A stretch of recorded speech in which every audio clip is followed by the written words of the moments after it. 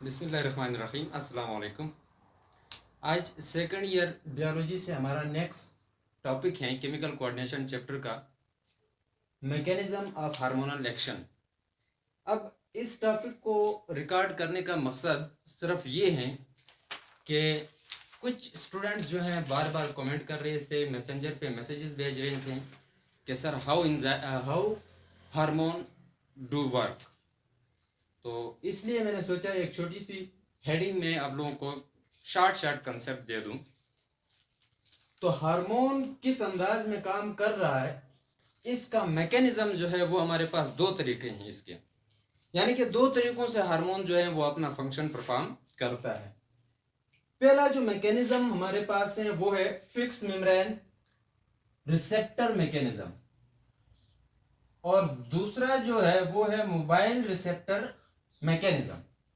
अब जिस तरह इनके नाम हैं उसी तरह जो है इनके काम भी इसी तरह। हम लोगों ने हार्मोन के बहुत सारी कैटेगरीज पढ़ी थी। कुछ हार्मोन स्टेरॉयडल थे, कुछ जो है हमारे पास प्रोटीनिशियस थे, कुछ अमाइडल थे। इस तरह बहुत सारे हार्मोन्स थे, हम लोगों ने ऑलरेडी डिस्कस कर लिया था। तो ये जो दो मैकेनिज्म है ये तीन तरह के हार्मोन के कैटेगरीज के ऊपर एप्लीकेबल है। यानी फिक्स मेम्ब्रेन रिसेप्टर मैकेनिज्म जो है वो सिर्फ के सिर्फ एप्लीकेबल होंगे for those hormones which are proteinaceous, यानी कि proteinaceous hormone and amidal hormone. अब ये जो दो हार्मोन्स हैं, इन दो कैटेगरीज के हार्मोन्स पर इनके लिए एप्लीकेबल जो मैकेनिज्म है हार्मोन एक्शन का वो है फिक्स मेम्ब्रेन रिसेप्टर मैकेनिज्म। अब जैसे कि ये प्रोटीनिशियस है, एमाइडल हार्मोन है, और तो ये दोनों के दोनों हार्मोन हमारे पास होते हैं वाटर सॉल्युबल, जबकि लिपिड इनसॉल्युबल होते हैं। तो इस वजह से जब ये वाटर सॉल्युबल हैं तो ये सेल मेम्ब्रेन से डिफ्यूज नहीं हो सकते। हमें पता है सेल मेम्ब्रेन की कंपोजिशन में हम लोगों ने बात फर्स्ट ईयर में की थी कि cell membrane is made up of lipid bilayer, यानी कि लिपिड से बनी हुई है। तो ये जो वाटर सॉल्युबल हार्मोन्स हैं ये cell membrane of target cell जो है उसके सेल मेम्ब्रेन से डिफ्यूज नहीं हो सकते, ये बात माइंड में रखें। फिर नेक्स्ट जो मैकेनिज्म है वो है हमारे पास mobile receptor mechanism. Mobile receptor mechanism is applicable for only steroidal hormones, यानी कि स्टेरॉयडल हार्मोन्स के लिए सिर्फ के सिर्फ एप्लीकेबल होगा मोबाइल रिसेप्टर मैकेनिज्म। अब ये स्टेरॉयडल हार्मोन जो है आप लोगों को पता है ये these are derivatives of lipids, यानी कि हम कह सकते हैं फैट्स लिपिड्स, ठीक है ना। तो लिपिड के डेरिवेटिव्स हैं, यानी सॉल्युबल हैं इन ओनली इन लिपिड्स, यानी कि वाटर इनसॉल्युबल। अगर सिंपली बात करूं तो वाटर इनसॉल्युबल है, जबकि लिपिड के अंदर दीज हार्मोन्स आर सॉल्युबल। अब लिपिड में सॉल्युबल हैं तो सो दे डिफ्यूज, यानी can diffuse across the cell membrane of target site या टारगेट सेल। टारगेट सेल के जो सेल मेम्ब्रेन है उससे ये डिफ्यूज हो सकते हैं। अब इन दो को हम लोगों ने डायग्रामेटिकली जो है डिस्कस करना है, और कुछ पॉइंट्स मैंने आप लोगों के लिए नोट किए हैं तो वो भी हम लोगों ने डिस्कस करने हैं। चले पहले हम लोग देखते हैं फिक्स मेम्ब्रेन रिसेप्टर मैकेनिज्म क्या है और इसके अंदर कौन कौन सी स्टेप्स हैं जिसकी वजह से हार्मोन अपना काम परफॉर्म करता है।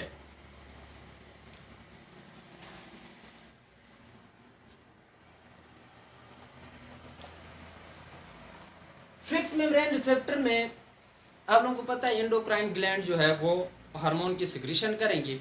तो these hormones are circulated in blood, यानी कि ब्लड के जरिए हमारे पूरे बॉडी के अंदर जो है ये सर्कुलेट कर रहे होते हैं, ठीक है ना। तो जब कोई ग्लैंड हार्मोन को सिक्रीट करेगा, ठीक है ना, तो ये हार्मोन ब्लड के अंदर सर्कुलेट करते हुए टारगेट साइट तक पहुंच जाएगा।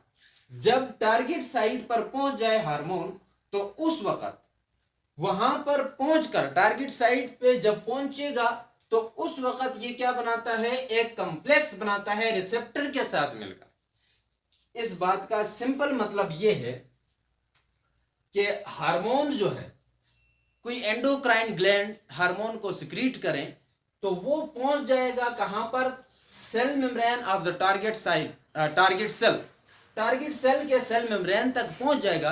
तो वहां पर एक रिसेप्टर मौजूद होता है फॉर दैट हार्मोन, उस हार्मोन के लिए एक रिसेप्टर मौजूद है, और वो जो रिसेप्टर है वो इस हार्मोन के साथ बाइंड होकर, यानी कि हार्मोन रिसेप्टर के साथ बाइंड होगा और एक कॉम्प्लेक्स बनाएगा। उस कॉम्प्लेक्स का नाम हमारे पास है HR कॉम्प्लेक्स, यानी कि मैंने यहां पर लिखा हुआ भी है, अगर आप HR कॉम्प्लेक्स से नहीं समझ सकते हैं तो हार्मोन रिसेप्टर कॉम्प्लेक्स।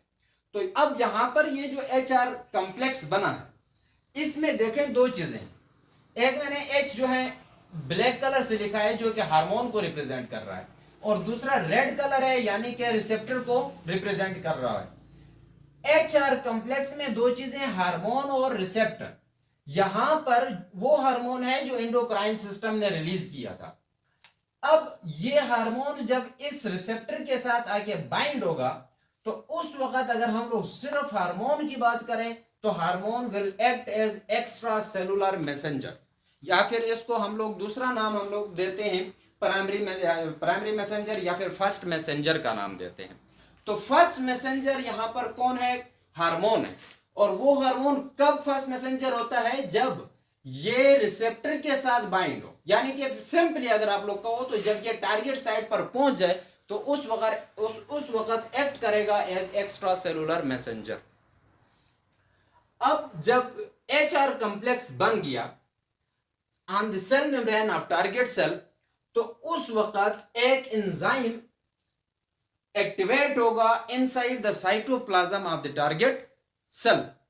जब टारगेट सेल के अंदर एक एंजाइम एक्टिवेट हो रहा है तो इसका मतलब थोड़ी बहुत चेंजेस आ रही हैं, और ये आपसे अगर कोई पूछ ले कि ये एडिनाइलेटेड साइक्लेज एंजाइम कब एक्टिवेट होगा, तो उस वक्त होगा जब HR कॉम्प्लेक्स बनेगा।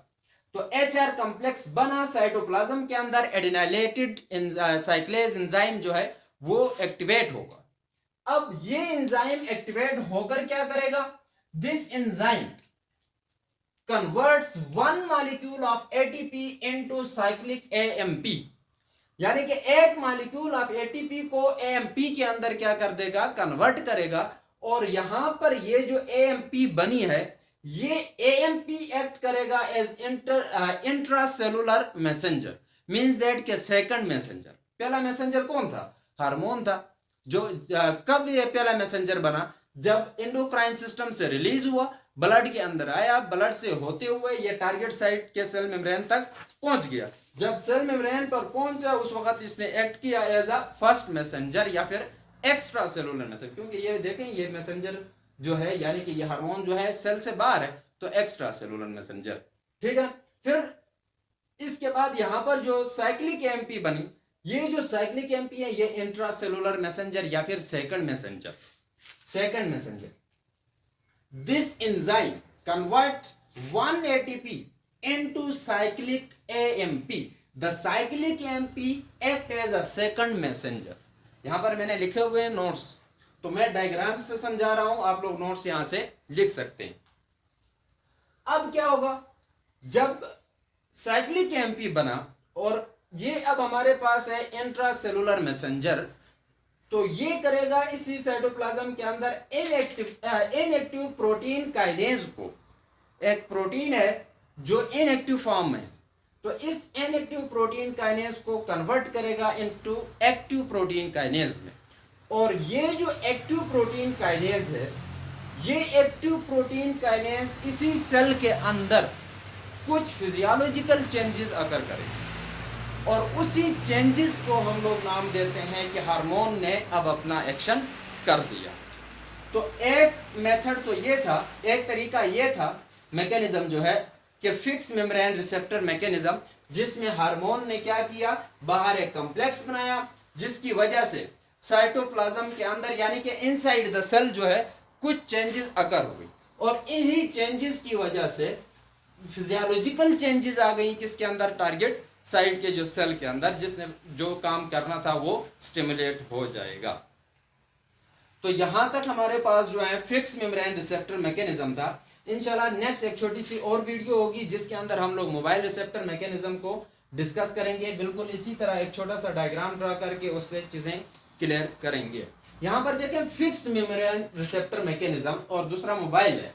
तो एक में मोबाइल है दूसरे में फिक्स्ड है। फिक्स का मतलब इमूवेबल। तो इमूवेबल है ना, जब हार्मोन कहां से आया, एंडोक्राइन से, ब्लड से होते हुए सेल मेम्ब्रेन तक पहुंच गया। तो यहां पर देखें हार्मोन इंटर नहीं हो रहा। Why this hormone is not entering into the cell? तो बिकॉज हम लोगों ने अभी ही कहा कि it is water soluble but not lipid soluble and the cell membrane is made up of lipid. ठीक है ना, तो इस वजह से ये डिफ्यूज नहीं हो सकता। और दूसरे में मोबाइल रिसेप्टर मैकेनिज्म में क्या होगा कि हार्मोन एंटर करेगा, डिफ्यूज हो जाएगा into the cytoplasm through cell membrane of the target cell. तो इंशाल्लाह वो हम लोग नेक्स्ट वीडियो में डिस्कस करेंगे। तो आप लोगों से मैं इजाजत चाहूंगा। अस्सलाम वालेकुम।